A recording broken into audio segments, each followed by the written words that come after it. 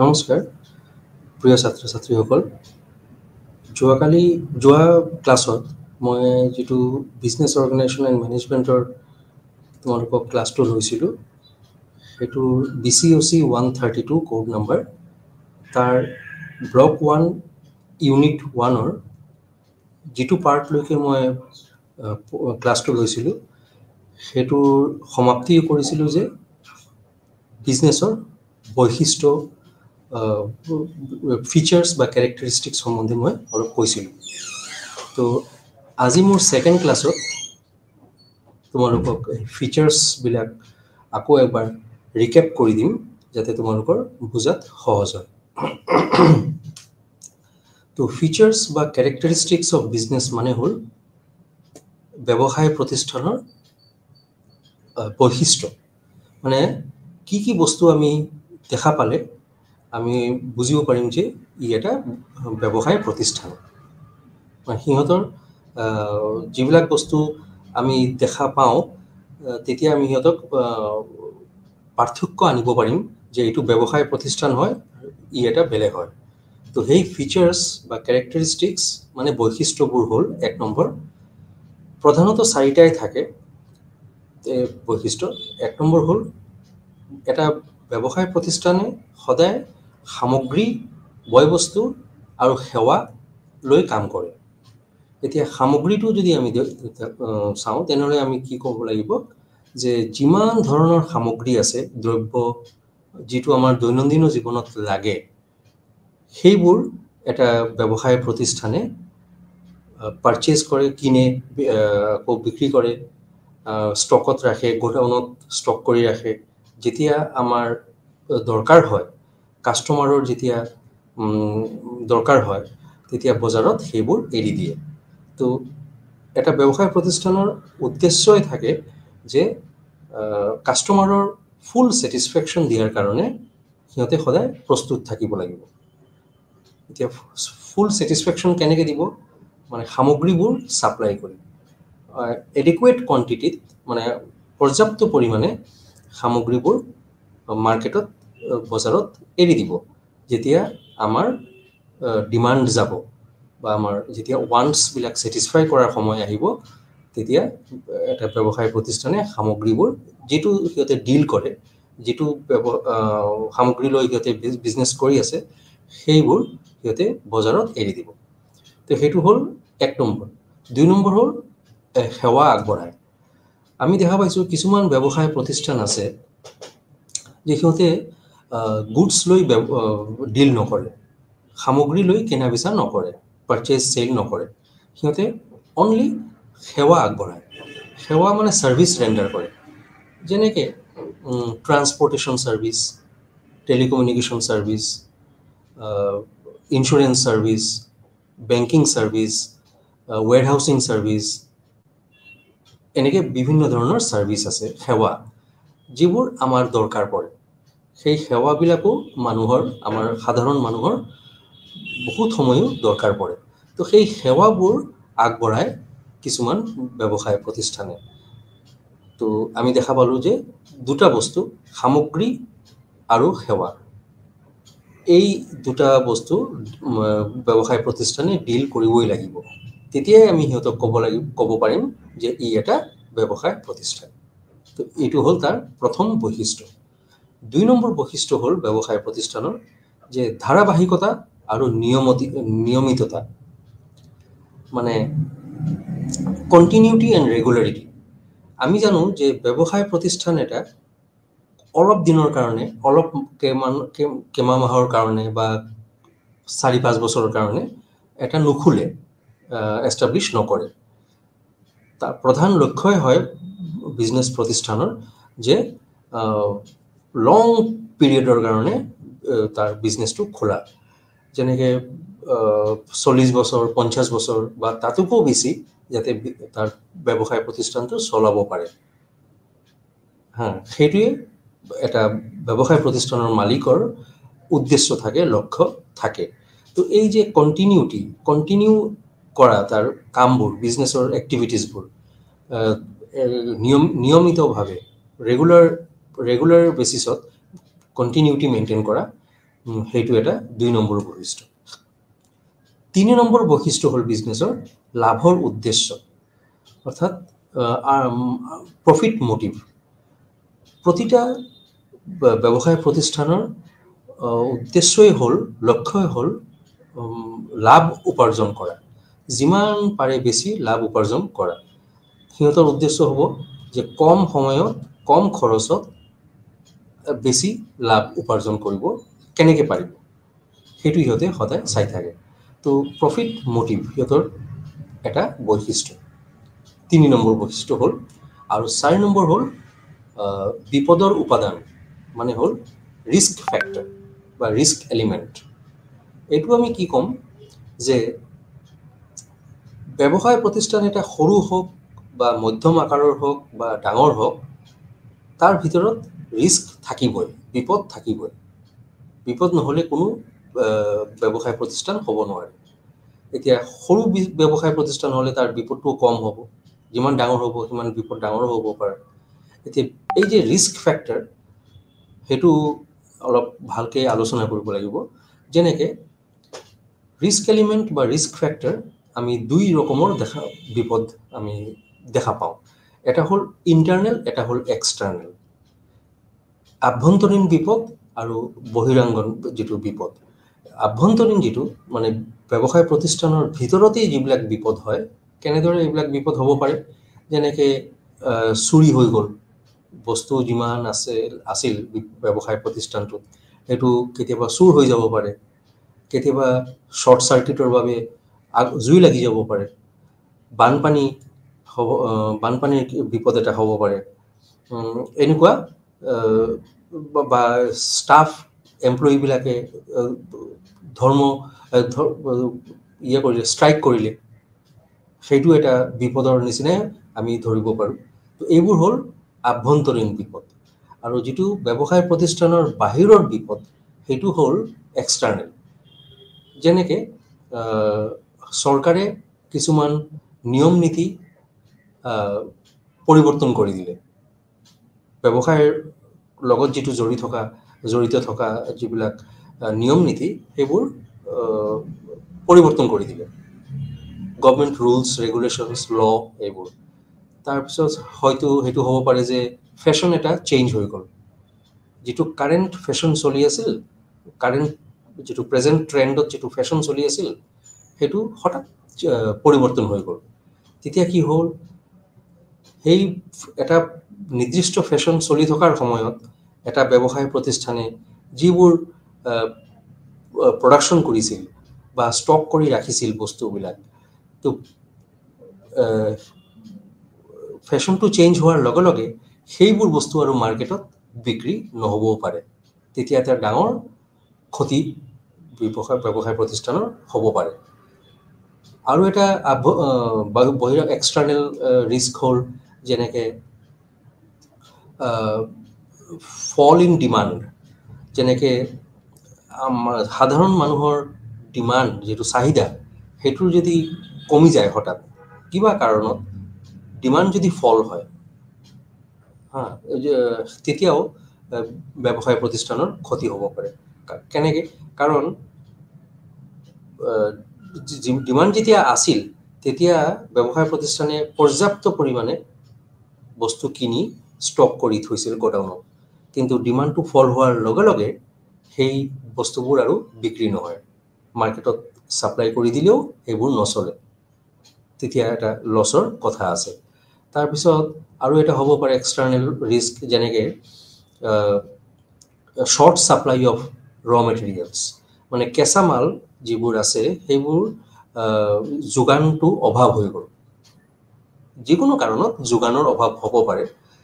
তেতিয়া কি হ'ব, প্ৰডাকশ্যনত হেম্পাৰ হ'ব, প্ৰডাকশ্যন কৰিব নোৱাৰে ৰ মেটেৰিয়েলছেদি, কাৰণ কম যোগান হৈ আছে। তো প্ৰডাকশ্যন কৰিব নোৱাৰিলে ডিমাণ্ড মতে ছাপ্লাই কৰিব নোৱাৰিব, তো এটাৰ লগত এটা জড়িত থাকে। তো সেইকাৰণে এইবোৰ হ'ল এক্সটাৰ্নেল ফেক্টৰ। তো যিয়েই হওক, এটা বিজনেছ প্ৰতিষ্ঠানে কিছুমান ৰিস্ক আছে, কেলকুলেট কৰিব পাৰে, আগতীয়াকৈ ধৰি ৰাখিব পাৰে, ক'ব পাৰে। আৰু কিছুমান আছে আনকেলকুলেটেড বা এষ্টিমেটেড আনএষ্টিমেটেড বা এক্সপেক্টেড আনএক্সপেক্টেড যিকোনো নাম দিব পাৰি, কিন্তু মেইন হ'ল ইণ্টাৰনেল আৰু এক্সটাৰ্নেল। তো আমি চালোঁ যে এটা ব্যৱসায় প্ৰতিষ্ঠানৰ ফিচাৰ্ছ মানে কেৰেক্টাৰিষ্টিক্স বা বৈশিষ্ট্য মুঠ হ'ল 4টা। 1 নম্বৰ হ'ল সামগ্ৰী আৰু সেৱা লৈ সদায় ডিল কৰা। 2 নম্বৰ হ'ল কণ্টিনিউটি এণ্ড ৰেগুলাৰিটি মেইনটেইন কৰা, মানে ধাৰাবাহিকতা আৰু নিয়মিততা মেইনটেইন কৰা।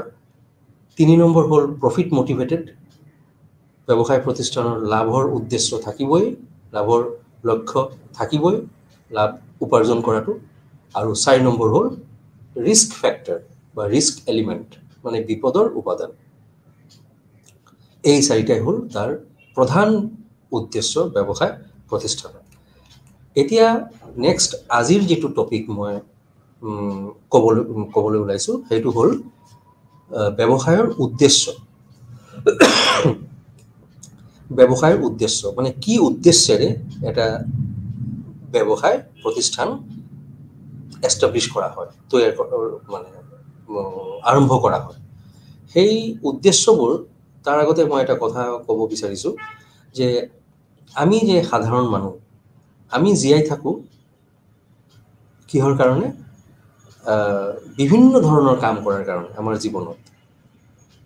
কিন্তু সেই আমি যে খাওঁ, আমি যে মানে এটা ইংলিছত কথা আছে যে we should eat for just living but we should not live for eating.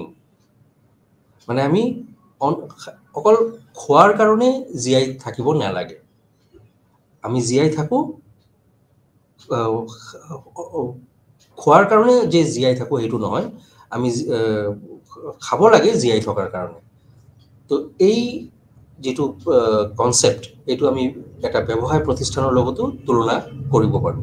সেইটো কেনেকৈ? এইটো হ'ল যে এটা ব্যৱসায় প্ৰতিষ্ঠান যেতিয়া এষ্টাব্লিছ কৰে নতুনকৈ, তেতিয়া তাৰ লাভ উপাৰ্জন কৰাটো প্ৰধান উদ্দেশ্য হয়।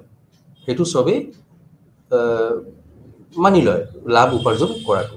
কিন্তু তাৰ লগে লগে আন এটা ছাইড হ'ল যে সমাজত থাকি সমাজৰ উন্নয়নৰ কাৰণে তাৰ কাম কৰিব লাগিব। সেইটো তাৰ এটা ব্যৱসায়ৰ প্ৰধান উদ্দেশ্য। তো আমি সেইটো লৈ আলোচনা কৰিম আজি। তো এতিয়া উদ্দেশ্য যদি আমি ক'ব লাগে ব্যৱসায় প্ৰতিষ্ঠানৰ, আমি 3টা ভাগত ভাগ কৰিব পাৰিম সেই উদ্দেশ্যবিলাকক। প্ৰথমটো হ'ল অৰ্থনৈতিক উদ্দেশ্য বা অৰ্থনৈতিক লক্ষ্য, মানে ইকনমিক অবজেক্টিভছ। 2 নম্বৰ হ'ল সামাজিক উদ্দেশ্য, সামাজিক লক্ষ্য বা ছ'চিয়েল অবজেক্টিভছ। আৰু 3 নম্বৰ হ'ল মানৱীয় উদ্দেশ্য মানে লক্ষ্য, মানে হিউমেন অবজেক্টিভছ। এতিয়া প্ৰথমটো চাওঁ, অৰ্থনৈতিক উদ্দেশ্য মানে ইকনমিক অবজেক্টিভছ। ইয়াৰ ভিতৰতো আৰু কেইটামান চাব পইণ্টছ আছে। যেনেকৈ 1 নম্বৰ হ'ল লাভ উপাৰ্জন কৰা। তো লাভ মানে টকা পইচা, লাভ মানে আমি বুজি পাওঁ টকা পইচা। টকা পইচা মানে অৰ্থনীতি, সেইকাৰণে অৰ্থনৈতিক উদ্দেশ্যৰ আণ্ডাৰত এইটো আছে 1 নম্বৰ পইণ্টটো।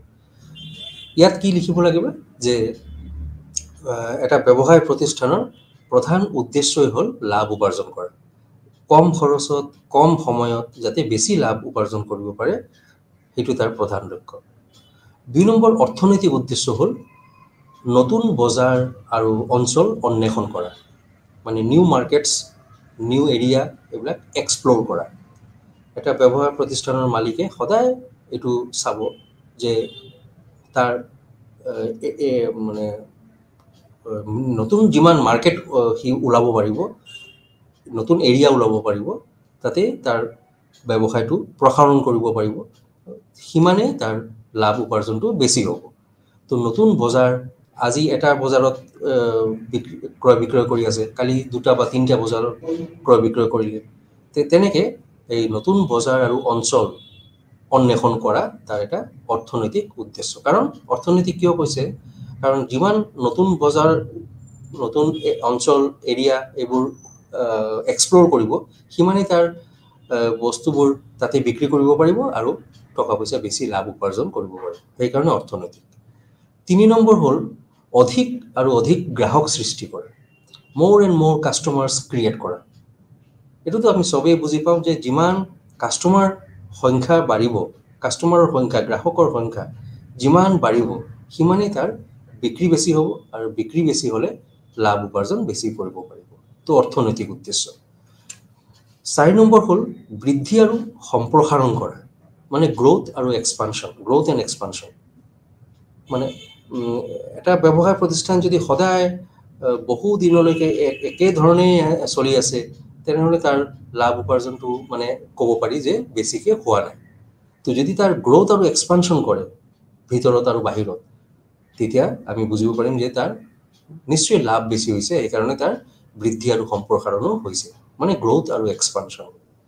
আৰু ইকনমিক অবজেক্টিভছৰ, অৰ্থনৈতিক লক্ষ্যৰ লাষ্ট পইণ্ট হ'ল যে সামগ্ৰী আৰু সেৱাৰ নতুন উদ্ভাৱন আৰু উন্নতিৰ চেষ্টা কৰা।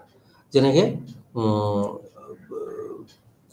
এটা বিজনেছ প্ৰতিষ্ঠানৰ যিবিলাক আছে, বস্তুবোৰ আছে, সেইবোৰ কৰিব, ইনোভেশ্যন কৰিব, নতুন নতুন ৰিচাৰ্চ এণ্ড ডেভেলপমেণ্ট কৰি ইনোভেশ্যন কৰিব। মানে সদায় এইটো চাব যে কেনেকৈ তাৰ বস্তুবোৰ আৰু উন্নত কৰিব পাৰি, কোৱালিটি কেনেকৈ বঢ়াব পাৰি, ডিজাইনটো কেনেকুৱা বঢ়াব পাৰি। তো সেই সামগ্ৰী আৰু তাৰ ছাৰ্ভিচটো যেনেকৈ দিয়ে, যদি কিছুমান বিজনেছ প্ৰতিষ্ঠান আছে সেৱাৰ আগবঢ়ায়, যিটো মই আগতে কৈছোঁ, সেই সেৱা আগবঢ়োৱাটোৰ প্ৰচেছ যদি আৰু ভালকৈ কৰে, উন্নতি কৰে, ৰিচাৰ্চ এণ্ড ডেভেলপমেণ্ট কৰি ইনোভেশ্যন কৰে, নতুন নতুন আইডিয়া লৈ আহে, তেতিয়া তাৰ বস্তুবোৰ আৰু সামগ্ৰী আৰু তাৰ সেৱা এইবিলাক উন্নত হ'ব। তো চব বস্তু এইবিলাক কৰিলে তাৰ অৰ্থনৈতিক লক্ষ্য পূৰ্ণ কৰিব পাৰিব। এতিয়া আহোঁ সামাজিক উদ্দেশ্য, মানে ছ'চিয়েল অবজেক্টিভছ। এতিয়া ছ'চিয়েল অবজেক্টিভছ হ'ল যে 1 নম্বৰ, যে যিটো সমাজত এটা ব্যৱসায় প্ৰতিষ্ঠান তাৰ বিজনেছ কৰি আছে, তাৰ কাম কৰি আছে, সেই সমাজটোৰ যিবোৰ ল'ৰা ছোৱালী আছে, মানুহ আছে, শিক্ষিত মানুহ, সিহঁতক নিয়োগৰ সুযোগ প্ৰদান কৰা, এমপ্লয়মেণ্ট অপৰচুনিটি। সেইটো বিজনেছতেই যাতে সিহঁতে চাকৰি পায় বা বেলেগতো যাতে চাকৰি পায়, সেই সুবিধাটো সিহঁতক দিয়া। এইটো বিজনেছৰ মালিকৰ, অ'নাৰৰ এইটো এটা উদ্দেশ্য, যে সমাজৰ পঢ়া শুনা শিকা মানুহবিলাকক যাতে কৰ্মসংস্থান দিব পাৰি। এইটো এটা তাৰ সামাজিক উদ্দেশ্য, লক্ষ্য। 2 নম্বৰ হ'ল সুলভ মূল্যত গুণগত সামগ্ৰী যোগান ধৰা, মানে ফেয়াৰ প্ৰাইচিং। তাৰ যিবিলাক বস্তু সি পাৰ্চেজ এণ্ড চেল কৰিব, ডিলিংছ কৰিব, সেইবোৰ যাতে সুলভ মূল্যত হয়, ফেয়াৰ প্ৰাইচিং হয়। বেছি দাম ল'লে তাৰ বিজনেছত কোনো মানুহ নাহে, তেতিয়া তাৰ বিক্ৰীও নহয়, লাভো উপাৰ্জন কৰিব নোৱাৰে। তো সুলভ মূল্যটো তাৰ প্ৰধান এটা সামাজিক উদ্দেশ্য। 3 নম্বৰ হ'ল ৰিটাৰ্ণ অন ইনভেষ্টমেণ্ট নিশ্চিত কৰা, ন্যায্য যিটো ৰিটাৰ্ণ অন ইনভেষ্টমেণ্ট হ'ব, ROI বুলি কয়, সেইটো নিশ্চিত কৰা। এইটো কি, যিটো সমাজত এটা ব্যৱসায় প্ৰতিষ্ঠানে কাম কৰি আছে, সেই সমাজত ধনী ধনী মানুহবিলাকে যদি সিহঁতৰ টকা মূলধন সেই প্ৰতিষ্ঠানত লগায়, মানে ইনভেষ্ট কৰে, তেতিয়াহ'লে ব্যৱসায় প্ৰতিষ্ঠানৰো এটা ইনটাৰ্ণ এটা উদ্দেশ্য হৈ যাব, বা এটা কৰ্তব্য হৈ যাব যে সিহঁতক ইনভেষ্টমেণ্টৰ ওপৰত যিটো ৰিটাৰ্ণ অন ইনভেষ্টমেণ্ট বুলি কয়, সেইটো যাতে সিহঁতে ভালকৈ পায়, বেছিকৈ পায়, ন্যায্য ৰিটাৰ্ণটো পায়। তেতিয়াহ'লে কি হ'ব, সিহঁতে আৰু বেছিকৈ সেই মানুহবিলাকে ইনভেষ্ট কৰিব, আৰু তাৰ বিজনেছটো ভাল চলিব, আৰু সিহঁতৰো লাভ হৈ থাকিব। তো ৰিটাৰ্ণ অন ইনভেষ্টমেণ্টটো এটা গুৰুত্বপূৰ্ণ উদ্দেশ্য, সামাজিক উদ্দেশ্য। 4 নম্বৰ হ'ল লাভজনক আৰু অনাৰ্য উপায় এৰাই চলা, যেনেকৈ প্ৰফিটিয়াৰিং কৰা। প্ৰফিটিয়াৰিং এটা বিজনেছৰ এটা খুব দৈনন্দিন কাম কৰিব, মানে ক'ব পাৰি। প্ৰফিটিয়াৰিং বহুতে কৰে। সেইটো হ'ল যে যাতে বেআইনীভাৱে কাম নকৰে, অনাৰ্যভাৱে তাৰ বিজনেছবিলাক এক্টিভিটিজবিলাক যাতে নকৰে, বেয়া বস্তু বিক্ৰী কৰি লাভ বেছি উপাৰ্জন কৰা, সেইটো ব্যৱসায় প্ৰতিষ্ঠানৰ কেতিয়াও উদ্দেশ্য হ'ব নালাগে। 5 নম্বৰ হ'ল যে সমাজৰ উন্নতিৰ কাৰণে, কল্যাণ সাধনৰ কাৰণে অগ্ৰাধিকাৰ অনুসৰি সামগ্ৰী জনস্বাৰ্থ এইটো উৎপাদন কৰা। যে এটা সমাজত মানুহবিলাকে কি বিচাৰে, কি ধৰণৰ গুডছ বিচাৰে, কি ধৰণৰ সামগ্ৰী বিচাৰে, কি ধৰণৰ সেৱা বিচাৰে, সেইবোৰ চাই পেলাই এই ব্যৱসায় প্ৰতিষ্ঠানে তেনেদৰেই উৎপাদন কৰিব লাগিব আৰু যোগান ধৰিব লাগিব। সেইটো হ'ল এটা সামাজিক উদ্দেশ্য। আৰু 6 নম্বৰ হ'ল সমাজত উন্নয়নমূলক কাৰ্যকলাপ, যেনেকৈ ৰাস্তা ঘাট তৈৰি কৰা, স্কুল এটা বনাই দিয়া, ভকেশ্যনেল ইনষ্টিটিউট এটা বনাই দিয়া, বা কালচাৰেল এটা ইনষ্টিটিউট বনাই দিয়া, য'ত মানুহবোৰে বিভিন্ন ধৰণৰ কাৰ্যকলাপ কৰিব পাৰিব। তাৰপিছত যদি ডিছপেঞ্চাৰী এটা নাথাকে বা এটা সৰু সুৰা হস্পিটেল এইবিলাক বনাই দিয়া, পানী যোগান ধৰা বা ইলেক্ট্ৰিচিটি যিটো পাৱাৰ কানেকশ্যন সেইটো যদি নাথাকে, সেইটো চৰকাৰৰ লগত বিজনেছ প্ৰতিষ্ঠানে একজোট হৈ এইটো সমাজটোত আনি দিয়া। তো এইবোৰ হ'ল সমাজৰ উন্নয়নমূলক কাৰ্যকলাপ। তেতিয়াহে সেই সমাজৰ মানুহবোৰে এই বিজনেছ প্ৰতিষ্ঠানটোক খুব ভালো পাব আৰু সেই বিজনেছ প্ৰতিষ্ঠানৰ বস্তুবোৰো বেছি বিক্ৰী হ'ব, সেৱাটো আগবঢ়োৱা বেছি হ'ব। এইবিলাক চব হ'ল তাৰ সামাজিক উদ্দেশ্য, মানে ছ'চিয়েল অবজেক্টিভছ। এতিয়া আমি 3 নম্বৰ যিটো কৈছিলোঁ সেইটো হ'ল মানৱীয় উদ্দেশ্য, মানে হিউমেন অবজেক্টিভছ। এতিয়া হিউমেন অবজেক্টিভছৰ ভিতৰত আমি প্ৰথমেই চাওঁ যে বিশেষকৈ মহিলা শ্ৰমিকসকল যিবিলাক আছে, মহিলা শ্ৰমিক, সেইবিলাকৰ সামগ্ৰিক মংগল।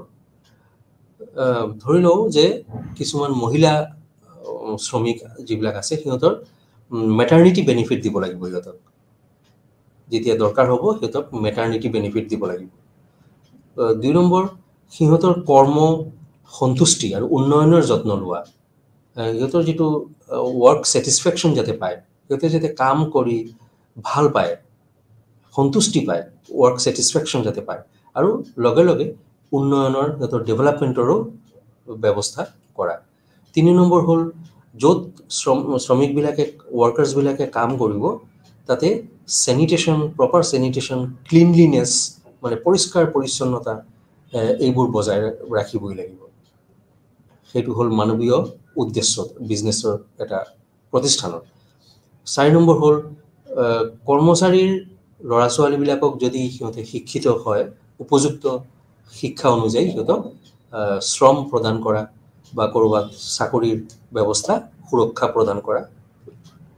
তাৰপিছত আৰু আন এটা হ'ল সিহঁতৰ চাকৰিৰ জব ছিকিউৰিটি দিয়া, সেইটো এটা প্ৰধান সামাজিক উদ্দেশ্য, চাকৰিৰ সুৰক্ষা প্ৰদান কৰা। আৰু অনুকূল কৰ্ম পৰিস্থিতি, যেনেকৈ মানে ফেভাৰেবল ৱৰ্কিং এনভাইৰনমেণ্ট, যিটো কাম কৰি সিহঁতৰ কোনো বেমাৰ আজাৰ নহয়, সেই বিষয়েও সিহঁতৰ লক্ষ্য ৰাখিব লাগিব বিজনেছ প্ৰতিষ্ঠানৰ। তো এইবোৰ হ'ল মানৱীয় উদ্দেশ্য। তো আমি পইণ্টছবিলাক ডিছকাছ কৰিলোঁ। তো ইয়াত কি চালোঁ আমি যে বিজনেছ প্ৰতিষ্ঠানৰ 3 ৰকমৰ প্ৰধান উদ্দেশ্য হয়। 1 নম্বৰ হ'ল অৰ্থনৈতিক উদ্দেশ্য, তাৰ ভিতৰত কিছুমান পইণ্টছ আমি পালোঁ। 2 নম্বৰ হ'ল সামাজিক উদ্দেশ্য, তাৰ ভিতৰতো আমি কিছুমান পইণ্টছ পাইছোঁ। আৰু 3 নম্বৰ হ'ল মানৱীয় উদ্দেশ্য, মানে হিউমেন অবজেক্টিভছ, তাৰ ভিতৰতো কিছুমান পইণ্টছ পাইছোঁ। তো ইয়াৰ পৰা যিটো তোমালোকৰ সুবিধাৰ কাৰণে মই এটা প্ৰশ্ন কি আহিব পাৰে সেইটো কৈ দিছোঁ, যে এনেকৈ আহিব পাৰে যে discuss briefly the main objectives of business. মানে চমুকৈ এটা ব্যৱসায় প্ৰতিষ্ঠানৰ কি উদ্দেশ্য হ'ব পাৰে চমুকৈ বিৱৰণ দিয়া। তেতিয়া তোমালোকে এই তিনি ধৰণৰ যে উদ্দেশ্য মই ক'লোঁ এইমাত্ৰ সেইবোৰৰ ভিতৰত পইণ্টছবিলাক অলপ অলপকৈ ডিছকাছ কৰিলেই হৈ যাব। আৰু প্ৰথমটো যিটো ফিচাৰ্ছ কৈছিলোঁ সেইটোৰ পৰা discuss the features, what are the main characteristics of business, সেইটো কুৱেশ্যনটো প্ৰবেবল কুৱেশ্যন আহিব পাৰে। নেক্সট আমি গৈছোঁ ব্যৱসায়ৰ প্ৰকাৰ, মানে ব্যৱসায়ৰ প্ৰকাৰ মানে কিমান ধৰণৰ ব্যৱসায় হ'ব পাৰে। যেনেকৈ এটা ব্যৱসায়িক সংস্থাক আমি 4টা ভাগে ভাগ কৰিব পাৰোঁ। 4 ধৰণৰ ব্যৱসায় থাকে, সেইটো মই ক'ব বিচাৰিছোঁ। সেইটো আমি কি ভিত্তিত কওঁ যে মালিকানা সত্ত্ব আৰু পৰিচালনা, মানে অ'নাৰশ্বিপ আৰু মেনেজমেণ্ট। এটা ব্যৱসায় প্ৰতিষ্ঠানৰ অ'নাৰশ্বিপ আৰু মেনেজমেণ্ট মানে মালিকী সত্ত্ব আৰু পৰিচালনা, এই দুটাৰ ভিত্তিত আমি এটা ব্যৱসায় প্ৰতিষ্ঠানক 4 ৰকমে আমি প্ৰকাৰ কৰিব পাৰোঁ, দেখা পাওঁ। 4 ৰকমৰ ব্যৱসায় আছে। 1 নম্বৰ হ'ল একক মালিকানাধীনতা, মানে চ'ল প্ৰপ্ৰাইটাৰশ্বিপ বিজনেছ। এইটো চবেই জানে, কমন টাৰ্ম এটা, চ'ল প্ৰপ্ৰাইটাৰশ্বিপ বিজনেছ। ইয়াত কি হয়, এজন মালিক থাকে, তেওঁৱে সৰ্বোপৰি, তেওঁৱে চব, অল ইন অল, তেওঁৱে হ'ল বিজনেছৰ, তেওঁৰ নিজৰ বিজনেছৰ মালিক, তেওঁৱে হ'ল ডিচিশ্যন মেকাৰ, যিমান ডিচিশ্যন ল'ব লাগিব তেওঁৱে ল'ব, তেওঁৰ কেপিটেল থাকিব, মূলধন, ৱৰ্কাৰ্ছবিলাক তেওঁৱে যোগাৰ কৰিব লাগিব, পাৰচেজ চেল বস্তু চব তেওঁৱে চাব লাগিব। চ' এজন মালিকে সম্পূৰ্ণ বস্তুবোৰ, অল এক্টিভিটিজবোৰ চাব লাগিব এটা বিজনেছ। তো এইটো হ'ল চ'ল প্ৰপ্ৰাইটাৰশ্বিপ বিজনেছ, মানে একক মালিকানাধীনতা। 2 নম্বৰ হ'ল পাৰ্টনাৰশ্বিপ বিজনেছ। এইটো এটা বিজনেছৰ প্ৰকাৰ, মানে ব্যৱসায় প্ৰতিষ্ঠানৰ প্ৰকাৰ। পাৰ্টনাৰশ্বিপ বিজনেছ মানে অংশীদাৰী। ইয়াত কি হৈছে, মানে এজন মানুহ মালিক নাথাকে, 2জন বা তাতকৈ বেছি মালিক থাকিব, একেলগে গোট খাই এটা ব্যৱসায় প্ৰতিষ্ঠান আৰম্ভ কৰে। সেইটো ক্ষেত্ৰত কি হয়, মালিকানা সত্ত্বটো আৰু পৰিচালনাটো চব মেম্বাৰৰ ভিতৰত ভাগ হৈ যায়। যিমান পাৰ্টনাৰ থাকিব চবেই মালিক আৰু চবেই পৰিচালনা কৰিব পাৰে। তো অ'নাৰশ্বিপ আৰু মেনেজমেণ্ট কোনেও এজনে কৰাৰ অধিকাৰ নাই, চবেই একেজোট হৈ সিহঁতে অ'নাৰ আৰু মেনেজ কৰিব বিজনেছটো। এইটো হ'ল পাৰ্টনাৰশ্বিপ। 3 নম্বৰ হ'ল কোম্পানী ফৰ্ম অফ বিজনেছ, মানে এইটো প্ৰাইভেট লিমিটেড কোম্পানী হ'ব পাৰে বা পাব্লিক লিমিটেড কোম্পানী হ'ব পাৰে। তো প্ৰাইভেট লিমিটেড হ'লে মিনিমাম 7জন মানুহ মেম্বাৰ হ'ব লাগিব, আৰু পাব্লিক লিমিটেড হ'লে মিনিমাম 15জন হ'বই লাগিব। তো যিয়ে নহওক কিয়, প্ৰাইভেট লিমিটেডেই হওক আৰু পাব্লিক লিমিটেডেই হওক, অ'নাৰশ্বিপ আৰু মেনেজমেণ্ট যিটো কনচেপ্ট, সেইটো চবেই একেলগে মিলিজুলি কাম কৰিব লাগে। সেই চ'ল প্ৰপ্ৰাইটাৰশ্বিপৰ নিচিনা নহয়। আৰু 4 নম্বৰ হ'ল সমবায় সমিতি, মানে কোঅপাৰেটিভ ছ'চাইটি। তো কোঅপাৰেটিভ ছ'চাইটি মানে হ'ল এটা সমাজত কিছুমান মানুহে কোঅপাৰেট কৰি এজনে এজনক সহায় কৰি এটা গোট খাই এটা সৰু ব্যৱসায় প্ৰতিষ্ঠান খোলে, চবেই ইয়াতে অংশীদাৰী লয়, টকা পইচাৰ চবেই যোনে পাৰে ভাগ কৰি লয়, আৰু অ'নাৰশ্বিপটো চবেই চায়, মেনেজমেণ্টটো চবেই কৰে। তাৰমানে আমি এই 4 ৰকমৰ ব্যৱসায়ৰ প্ৰকাৰ দেখা পালোঁ। কি? চ'ল প্ৰপ্ৰাইটাৰশ্বিপ বিজনেছ, মানে একক মালিকানাধীনতা। 2 নম্বৰ পাৰ্টনাৰশ্বিপ বিজনেছ, মানে অংশীদাৰিত্ব ব্যৱসায় প্ৰতিষ্ঠান। 3 নম্বৰ হ'ল কোম্পানী ফৰ্ম অফ বিজনেছ, মানে কোম্পানী। আৰু 4 নম্বৰ হ'ল সমবায় সমিতি, মানে কোঅপাৰেটিভ ছ'চাইটি। এতিয়া নেক্সট হ'ল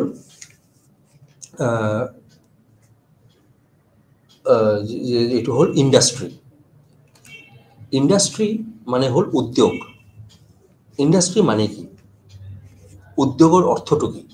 ইণ্ডাষ্ট্ৰী যদি আমি চাব বিচাৰোঁ তেনেহ'লে এইটো অৰ্থ হ'ল এটা বিশাল ব্যৱসায় ক্ষেত্ৰ ব্যৱসায়িক ক্ষেত্ৰ মানে লাৰ্জ হিউজ বিজনেছ এৰিয়া য'ত বিশাল কৰ্মশক্তি থাকে মানে ৱৰ্ক ফ'ৰ্চ থাকে হাজাৰ হাজাৰ মানুহবিলাকে কাম কৰে কেপিটেল ইনভেষ্টমেণ্ট বহুত হয় ইন লাক্সত হয় বিনিয়োগ শক্তি যিটো পাৱাৰ বা ইলেক্ট্ৰিচিটি সেইটো বহুতো বেছি পৰিমাণে দৰকাৰ হয় কেঁচা মাল যিটো ৰ মেটেৰিয়েলছ বহুত বেছি পৰিমাণে দৰকাৰ হয় আৰু যন্ত্ৰপাতি মানে মেচিনাৰিজ ইকুইপমেণ্টছ এইবিলাক সক্ৰিয় সহায়ত বহুত বেছি পৰিমাণে দৰকাৰ হয় তো সেই সব বস্তুবোৰ য'ত আমি দেখা পাম সেইটোকে আমি ক'ব লাগিব ইণ্ডাষ্ট্ৰি তাৰমানে উদ্যোগৰ অৰ্থই হ'ল এটা বিশাল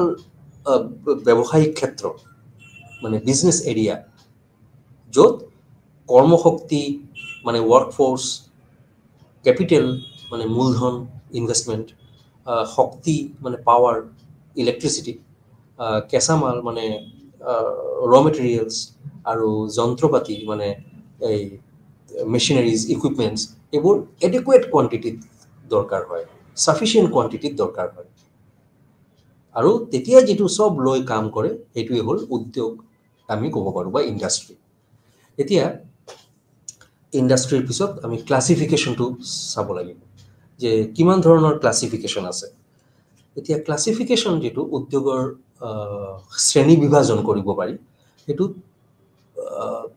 তিনি ৰকমৰ পইণ্টত ভিত্তিত আমি শ্ৰেণী বিভাজন কৰিব পাৰোঁ এটা হ'ল নেচাৰ অফ বিজনেছ মানে কি ধৰণৰ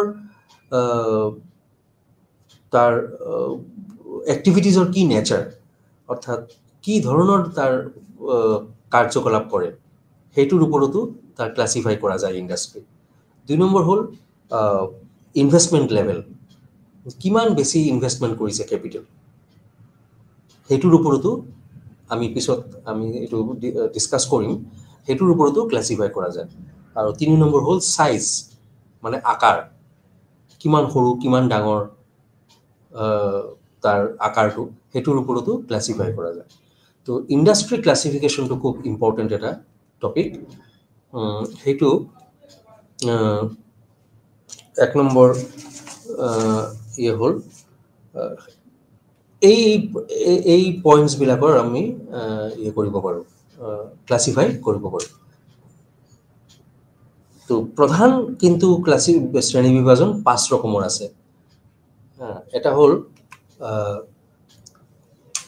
এক্সট্ৰাক্টিভ ইণ্ডাষ্ট্ৰি ইংলিছত কয় এক্সট্ৰাক্টিভ ইণ্ডাষ্ট্ৰি মানে নিষ্কাশন উদ্যোগ আমি দেখা পাওঁ কিছুমান ব্যৱসায় প্ৰতিষ্ঠানত যিবিলাকে মাটিৰ তলৰ পৰা বস্তুবোৰ ওপৰত উঠাই লৈ আনে যেনেকৈ খনিজ পদাৰ্থ পেট্ৰলিয়াম অইল কোল মাইন্স গোল্ড মাইন্স সেইবোৰ হ'ল তাৰপিছত মিনাৰেলছ সেইবোৰ হ'ল এক্সট্ৰাক্টিভ ইণ্ডাষ্ট্ৰি মানে নিষ্কাশন উদ্যোগ অৰ্থাৎ সিহঁতৰ মেইন কামেই হ'ল মাটিৰ তলৰ পৰা beneath the surface of the earth সিহঁতে বস্তুবোৰ ওপৰত লৈ আনি ফেক্টৰী বা ইণ্ডাষ্ট্ৰীত প্ৰচেছিং কৰি ফিনিশ্ড প্ৰডাক্ট বনায় সিহঁতৰ মেইন কাম হ'ল নিষ্কাশন কৰা সেইকাৰণে আমি সিহঁতক আমি কওঁ যে এক্সট্ৰাক্টিভ ইণ্ডাষ্ট্ৰি 2 নম্বৰ হ'ল জেনেটিক উদ্যোগ জেনেটিক ইণ্ডাষ্ট্ৰি সেইটো কেনেদৰে যেনেকৈ fish culture cattle breeding piggery poultry farm nursery সেইবোৰ হ'ল জেনেটিক ইণ্ডাষ্ট্ৰি এটা ফুলৰ বাগান ছাপ'জ এটা ইণ্ডাষ্ট্ৰি আছে যিটো মানে লাৰ্জ একাৰ্ছ অফ লেণ্ডত তাৰ ফুলৰ বাগান কৰিছে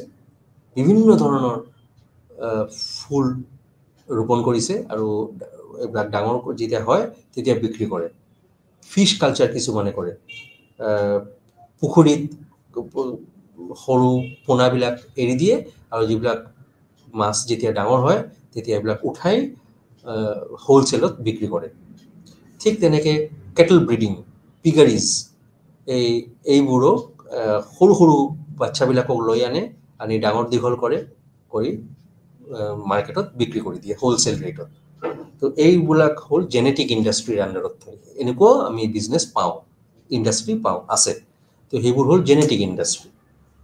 3 নম্বৰ হ'ল সেৱা উদ্যোগ, মানে ছাৰ্ভিচ ইণ্ডাষ্ট্ৰী। যেনেকৈ টেলিকমিউনিকেশ্যন এটা ছাৰ্ভিচ, হোটেল ইণ্ডাষ্ট্ৰী এটা ছাৰ্ভিচ, তাৰপিছত হ'ল ইঞ্চুৰেঞ্চ এটা ছাৰ্ভিচ, তাৰপিছত ৱেৰহাউচিং, ট্ৰান্সপৰ্টেশ্যন, এইবোৰ হ'ল চব এটা এটা ছাৰ্ভিচ। এইবোৰ নাথাকিলে বেলেগ বিজনেছে কাম কৰিব নোৱাৰে। চবৰ দৰকাৰ আছে। এটা ছ'চাইটিত, এটা ইকনমিত চব ধৰণৰ বিজনেছ ইণ্ডাষ্ট্ৰীৰ দৰকাৰ আছে। ইটো সিটোৰ লগত ওতপ্ৰোতভাৱে জড়িত থাকে। তো সেৱা উদ্যোগ মানে ছাৰ্ভিচ ইণ্ডাষ্ট্ৰী। কিছুমান এণ্টাৰটেইনমেণ্ট ইণ্ডাষ্ট্ৰী, এইটো এটা ছাৰ্ভিচ ইণ্ডাষ্ট্ৰী, আমাক এণ্টাৰটেইনমেণ্ট দিয়ে। যেনেকৈ বলিউড ইণ্ডাষ্ট্ৰী, ফিল্ম ইণ্ডাষ্ট্ৰী, এইটো আমাক এণ্টাৰটেইনমেণ্ট দিয়ে। তো এনেকৈ। আচ্ছা, নেক্সট আৰু এটা হ'ল উৎপাদন উদ্যোগ, মানে হ'ল মেনুফেকচাৰিং ইণ্ডাষ্ট্ৰী।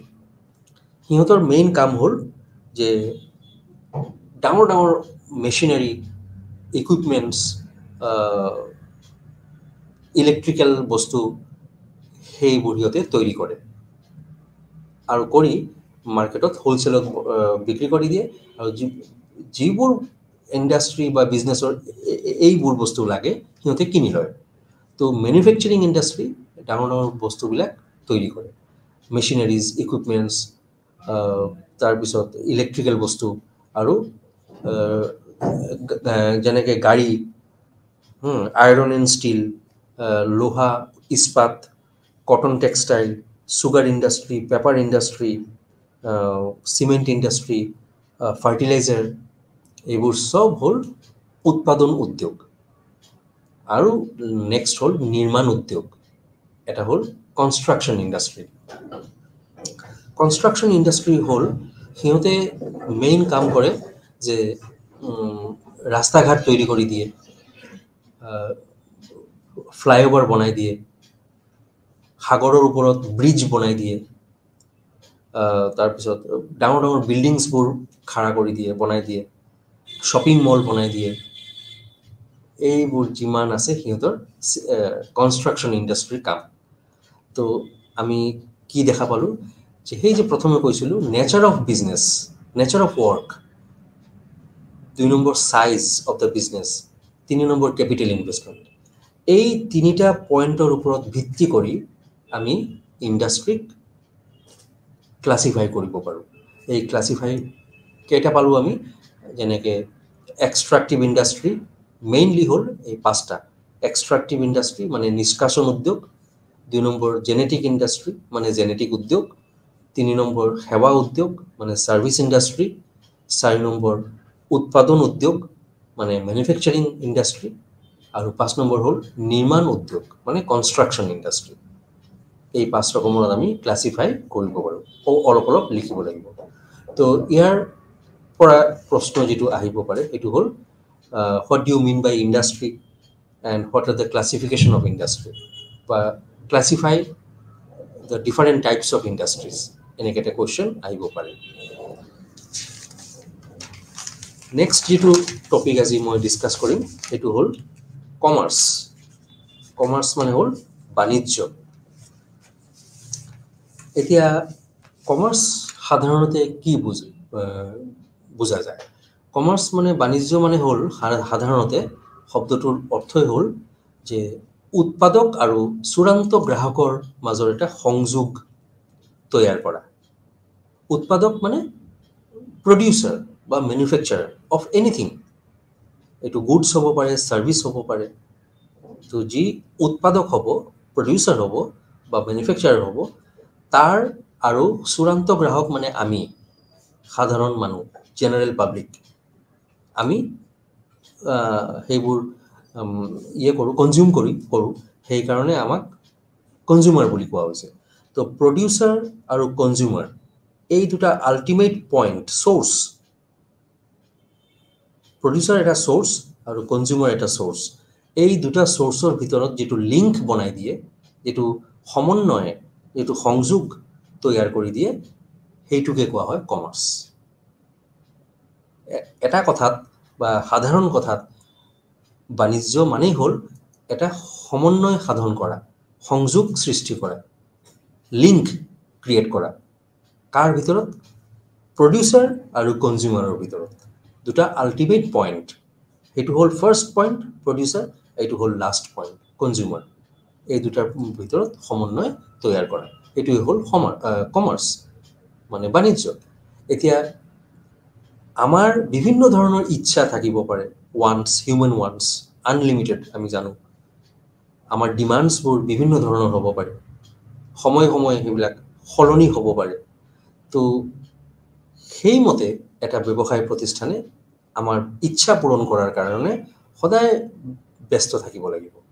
আৰু এই কমাৰ্চৰ যোগেদিহে এই লিংকটো পাই সেই আমাৰ ইচ্ছাবোৰ সমাধান কৰিব পাৰে, ডিমাণ্ডছবোৰ ছেটিছফাই কৰিব পাৰে।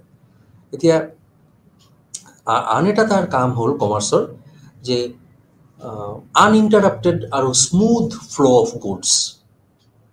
তাৰ মানে হ'ল যে বাণিজ্যৰ সদায় এটা লক্ষ্য থাকে যে সামগ্ৰীবোৰ মসৃণ আৰু নিৰৱচ্ছিন্ন প্ৰবাহৰ বাবে কাম কৰিব লাগিব, যাতে মানে স্মুথ ফ্ল' অফ গুডছ আৰু আনইণ্টাৰাপ্টেড, যাতে কোনো বাধা নাপায়।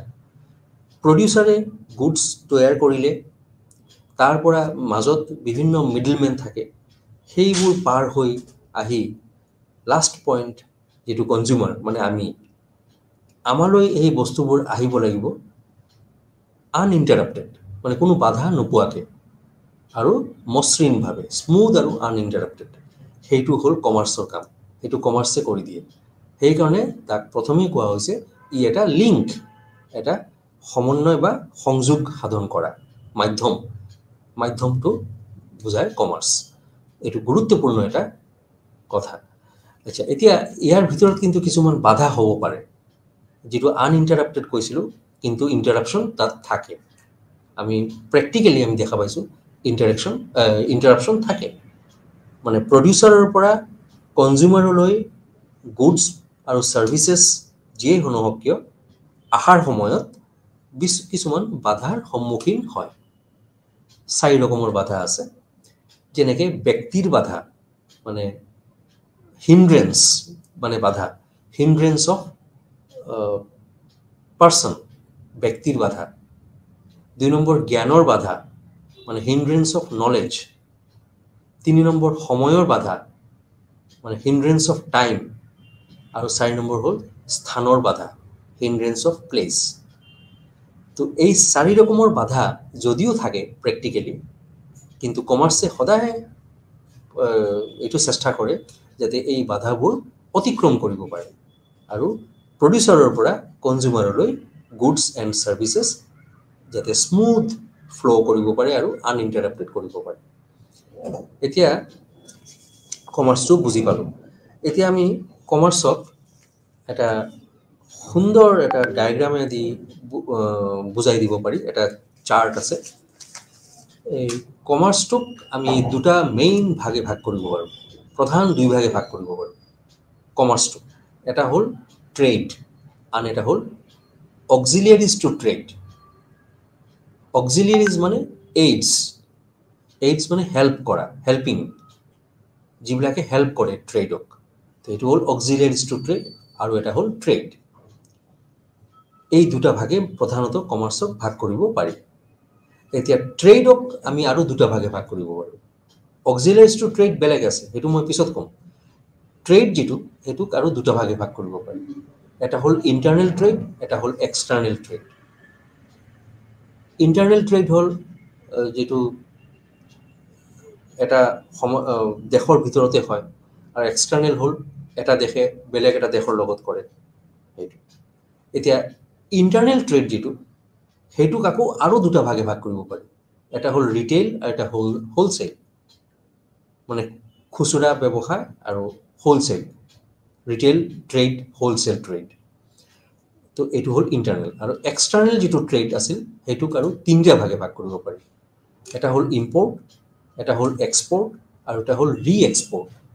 ইম্পোৰ্টটো আমি চবেই জানো, আমদানি, মানে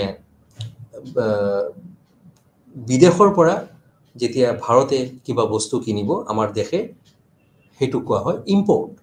ফৰেইন কাণ্ট্ৰিৰ পৰা ইণ্ডিয়াই যেতিয়া কিনিব, সেইটো হ'ল ইম্পোৰ্ট ট্ৰেড। চৰি। 2 নম্বৰ হ'ল এক্সপোৰ্ট ট্ৰেড, অৰ্থাৎ যেতিয়া ভাৰতে কিছুমান বস্তু বিদেশক বিক্ৰী কৰিব, ফৰেইন কাণ্ট্ৰিত, যিকোনো ফৰেইন কাণ্ট্ৰিত বিক্ৰী কৰিব, সেইটো হ'ল এক্সপোৰ্ট ট্ৰেড। আৰু ৰি এক্সপোৰ্ট ট্ৰেড এটা আছে, সেইটো কি? সেইটো এটা নতুন কনচেপ্ট। সেইটো হ'ল, আমি ভাৰতৰ উদাহৰণটোৱে লওঁ।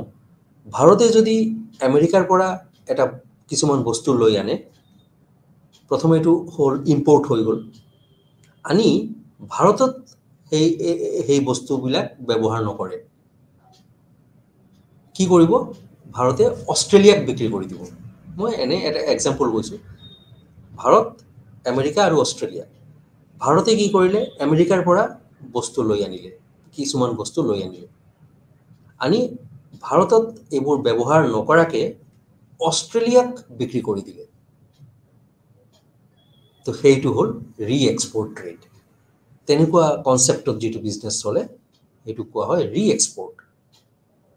প্ৰথমে ইম্পোৰ্ট কৰি আকৌ এক্সপোৰ্ট কৰা হয়, সেইটো হ'ল ৰি এক্সপোৰ্ট। তো আমি ট্ৰেড আমি দেখা পালোঁ প্ৰধানত দুটা, ইণ্টাৰনেল আৰু এক্সটাৰ্নেল। ইণ্টাৰনেল আৰু দুটা, ৰিটেইল আৰু হোলচেল। আৰু এক্সটাৰ্নেলটো তিনিটা, ইম্পোৰ্ট, এক্সপোৰ্ট আৰু ৰি এক্সপোৰ্ট। এতিয়া আমি কমাৰ্চৰ যিটো আন এটা ছাইড, যিটোক কৈছিলোঁ অক্সিলিয়েৰিজ টু ট্ৰেড, যিটোক আৰু এটা নাম দিয়া যায় এইডছ টু ট্ৰেড, মানে যিটোৱে এনেকুৱা কাম কিছুমান যিবিলাকে ট্ৰেডক সহায় কৰে, ফেচিলিটেট কৰে, ট্ৰেড হওঁতে ফেচিলিটেট কৰে। যেনেকৈ 1 নম্বৰ 5টা আছে অক্সিলিয়েৰিজ টু ট্ৰেড। 1 নম্বৰ হ'ল ট্ৰান্সপৰ্টেশ্যন, 2 নম্বৰ হ'ল ৱেৰ হাউচিং, 3 নম্বৰ হ'ল বেংকিং, 4 নম্বৰ হ'ল ইঞ্চুৰেঞ্চ, আৰু 5 নম্বৰ হ'ল এডভাৰটাইজিং। এতিয়া অলপ অলপ মই ডিছকাছ কৰি দি আছোঁ। অক্সিলিয়েৰিজ টু ট্ৰেড মানে এইবোৰ বস্তুৱে ব্যৱসায় কৰাক সহায় কৰে, এইডছ কৰে, মানে অক্সিলিয়েৰিজ টু ট্ৰেড, ফেচিলিটেট কৰে। 1 নম্বৰ হ'ল ট্ৰান্সপৰ্টেশ্যন, মানে পৰিবহণ ব্যৱস্থা। যদি এটা ফেক্টৰীত বা ইণ্ডাষ্ট্ৰীত যেতিয়া বস্তুবোৰ তৈয়াৰ হ'ব, সেইবোৰ যদি তাতেই থাকি যায়, তেতিয়াহ'লেতো কোনো লাভ নহ'ল, উদ্দেশ্য সাধন নহ'ল।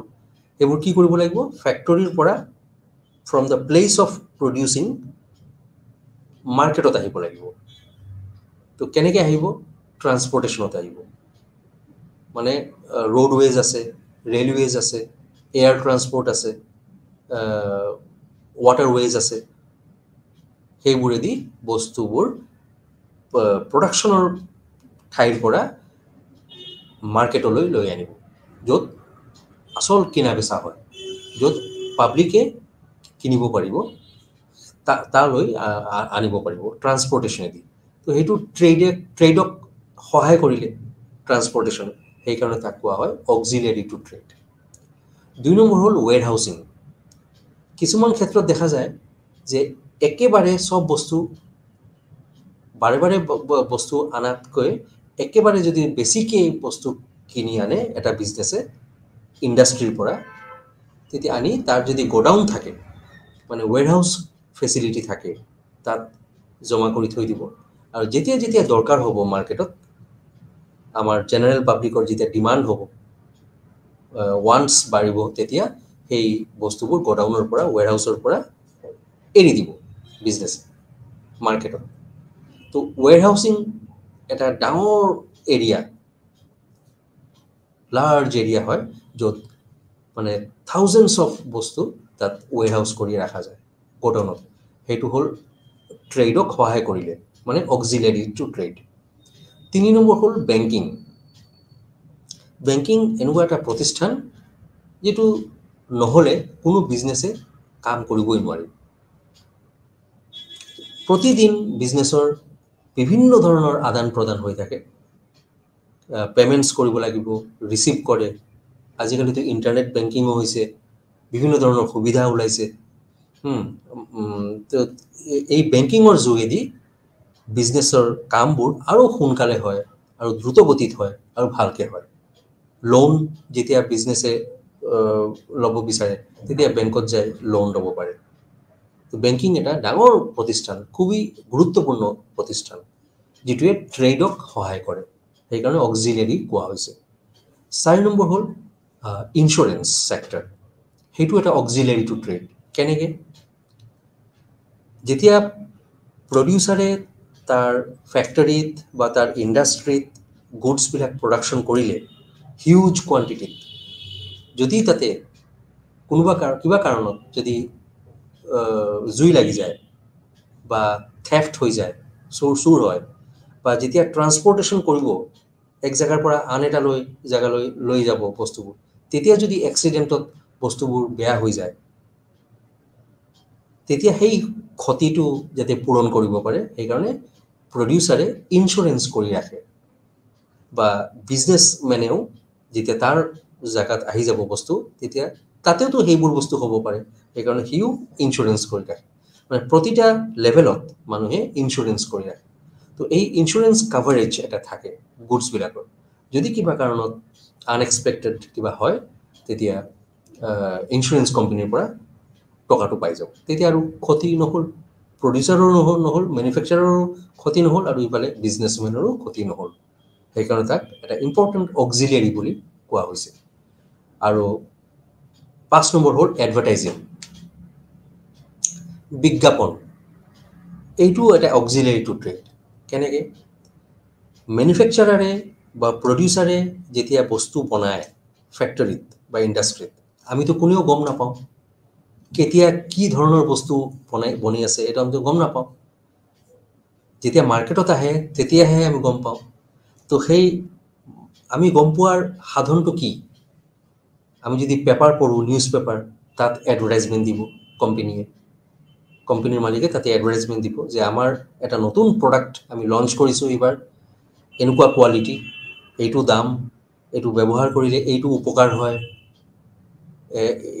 এই ধৰণৰ মানুহবিলাকে ব্যৱহাৰ কৰিব পাৰে, এইবোৰ তাৰ বেনিফিটছ আছে। এইবোৰ যদি তাৰ নিউজ পেপাৰত এডভাৰটাইজমেণ্ট দি দিয়ে, বিজ্ঞাপন দি দিয়ে, তাৰপিছত পোষ্টাৰ্ছ, তাৰপিছত টেলিভিশ্যনত যদি এডভাৰটাইজমেণ্ট দিয়ে, ৰেডিঅ' টিভি এইবিলাকত যদি এডভাৰটাইজমেণ্ট দিয়ে, তাৰপিছত বেনাৰ্ছত যদি এডভাৰটাইজমেণ্ট দিয়ে, তেতিয়াহে মানে আমি জানিব পাৰিম যে অমুক কোম্পানীয়ে বস্তুটো বনাইছে, তাৰ কোৱালিটি কি, তাৰ প্ৰাইচিংটো কি, তাৰ সেইটো ব্যৱহাৰ কৰিলে কি লাভ হ'ব আমাৰ, সেইবোৰ যিমান বস্তু আছে আমি জানিব পাৰিম। তো আমাৰ নলেজটো বাঢ়িলে তেতিয়াহে আমি বস্তুটো কিনিম। যদি নলেজেই নহয়, আমি নাজানোৱেই বস্তুটোৰ কি কি তাৰ গুণগত বস্তুবোৰ আছে, সেইবিলাক যদি আমি নাজানো তেতিয়াহ'লে আমি বস্তুটো নিকিনো, তেতিয়া কোম্পানীৰ লছ হ'ল। সেইকাৰণে এডভাৰটাইজিংটো মষ্ট ইম্পৰ্টেণ্ট। তো এই যে 5টা পইণ্ট ক'লোঁ, transportation, warehousing, banking, insurance, advertising, এই 5টাই হ'ল অক্সিলিয়াৰিজ টু ট্ৰেড, মানে ট্ৰেডক সহায় কৰে। ট্ৰেড যাতে আৰু উন্নত হয়, ভালকৈ কাম কৰিব পাৰে যাতে, সেইকাৰণে এইবোৰ 5টাই সহায় কৰে। এতিয়া সেই যে আমি কৈছিলোঁ কিছুমান হিণ্ড্ৰেঞ্চ আছে, যেতিয়া ইণ্ডাষ্ট্ৰীয়ে বস্তুবোৰ প্ৰডাকশ্যন কৰে ফেক্টৰীত, আৰু কনজিউমাৰলৈ অহাৰ যিটো লম্বা ৰাস্তাটো সেইটোত এই হিণ্ড্ৰেঞ্চ কিছুমান থাকে, বাধা। আমি এই 5টা অক্সিলিয়াৰিজেদি সেই বাধাবিলাকক নিষ্পত্তি কৰিব পাৰোঁ, মানে ছল্ভ কৰিব পাৰোঁ। ট্ৰান্সপৰ্টেশ্যন, ৱেৰহাউচিং, বেংকিং, ইঞ্চুৰেঞ্চ আৰু এডভাৰটাইজিঙেদি। এতিয়া এটা লাষ্ট পইণ্ট আছে এই ইউনিট 1-ৰ, মই ইউনিট 1-ৰেই আজি পঢ়াই আছোঁ। এই ইউনিট 1-ৰ আজি লাষ্ট পইণ্টটো হ'ল MSME, মানে মাইক্ৰ' স্মল মিডিয়াম এণ্টাৰপ্ৰাইজেছ। তো আজিকালি তোমালোকে নিশ্চয় শুনিছা MSME টো, micro' small and medium enterprises. আজিকালি এটা খুব গুৰুত্বপূৰ্ণ এইটো হৈছে ইম্পৰ্টেণ্ট এটা ছেক্টৰ হৈ গৈছে। তো 2006 2006 গভৰ্ণমেণ্ট অফ ইণ্ডিয়াই এটা এক্ট বনাইছে, সেইটো হ'ল MSMED এক্ট। MSMED এক্ট মানে micro small medium enterprises development act 2006। সেই এক্টৰ জৰিয়তে ভাৰত চৰকাৰে কি কৰে, সম্পূৰ্ণ এই ছেক্টৰটোক নিয়ন্ত্ৰণ কৰে, কণ্ট্ৰল কৰে আৰু মেনেজ কৰে আৰু গভাৰ্ণ কৰে। ইয়াৰ আণ্ডাৰত কি হয়, যিবোৰ গাঁৱত মানুহবিলাক থাকে, বেছি পঢ়া শুনাও নাজানে, কিন্তু প্ৰশিক্ষণো বেছিকৈ পোৱা নাই, কিন্তু সিহঁতৰ স্থানীয় বস্তুবোৰেদি সিহঁতে কিছুমান বস্তু বনাই দিয়ে, সেই মানুহবিলাকক ওলাই সিহঁতক প্ৰশিক্ষণ দিয়ে, ট্ৰেইনিং দিয়ে, প্ৰপাৰ ট্ৰেইনিং দিয়ে আৰু নিজাকে বিজনেছ খোলাৰ কাৰণে সহায় কৰে MSMEৰ আণ্ডাৰত। আৰু আমি দেখা পাওঁ যে 6,000 ডিফাৰেণ্ট টাইপছ অফ প্ৰডাক্টছ এই MSME ছেক্টৰত উৎপাদন হয়। 6,000 বিভিন্ন ধৰণৰ বস্তু MSME ছেক্টৰৰ আণ্ডাৰত উৎপাদন হয়। একদম